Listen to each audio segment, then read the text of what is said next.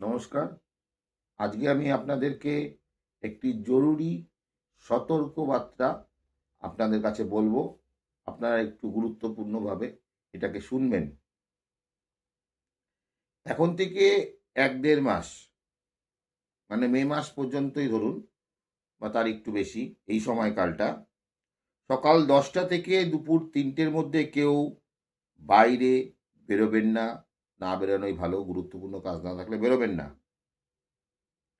বিশেষ করে খোলা জায়গায় বেরোবেন না। আবহাওয়া দপ্তরের তথ্য অনুযায়ী তাপমাত্রা ৪৫ থেকে ৫৫ ডিগ্রি পর্যন্ত যেতে পারে। এই সময় পৃথিবীতে ৭০% সরাসরি অতি বেগুনি রশ্মি, অতএব ইউভি রশ্মি পড়বে। যদি কারো শ্বাস নিতে অসুবিধা হয় বা হঠাৎ অসুস্থ বোধ করেন, তবে অবিলম্বে ডাক্তারের সাথে যোগাযোগ করুন। ঘরে হাওয়া চলাচলের জন্য জানলা দরজা খোলা রাখুন। মোবাইল ব্যবহার কমান, কারণ অতিরিক্ত গরমের কারণে মোবাইল ফেটে যাওয়ার ঝুঁকি থাকে। সতর্ক থাকুন এবং তথ্যগুলো অন্যদেরও জানান। দই, ঘোল এবং লেবুর জলের মতো ঠান্ডা পানীয় বেশি করে পান করুন। আগামী দিনগুলোতে তাপমাত্রা ৪৭ থেকে ৫৫ পর্যন্ত পৌঁছতে পারে। কিছু এলাকায় গরম হাওয়া অর্থাৎ লু বইতে পারে, যার ফলে শ্বাসকষ্ট হতে পারে। দয়া করে এই নিম্নলিখিত যেগুলো আমি বলছি সেগুলো একটু মেনে চলুন। যেরকম, গাড়িতে এই বস্তুগুলো রাখবেন না। কি কি রাখবেন না? গ্যাস চালিত কোনো বস্তু রাখবেন না। লাইটার, কার্বনেট ড্রিঙ্কস যেমন সোডা, এগুলো রাখবেন না।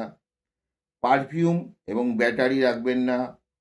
যানবাহন সংক্রান্ত সতর্কতাবার্তা: হাওয়া চলাচলের জন্য গাড়ির জানলা একটু খোলা রাখুন।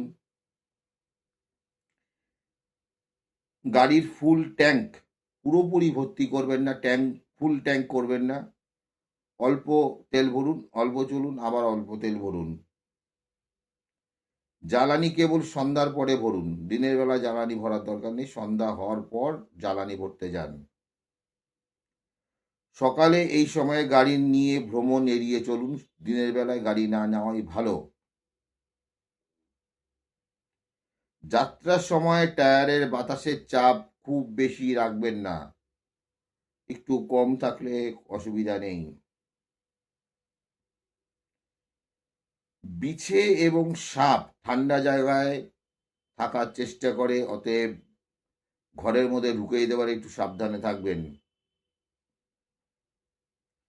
ইলেকট্রিক মিটারের ওপর অতিরিক্ত লোড দেবেন না। কম লাইট, ফ্যান, এসি এগুলো চালাবেন। এয়ার কন্ডিশনার বা এসি কেবল প্রয়োজনীয় ঘরগুলোই ব্যবহার করুন, প্রয়োজন ছাড়া ব্যবহার করবেন না। প্রতি ২-৩ ঘন্টা কাজের পর অন্তত ৮ ঘন্টা রেস্ট নিন।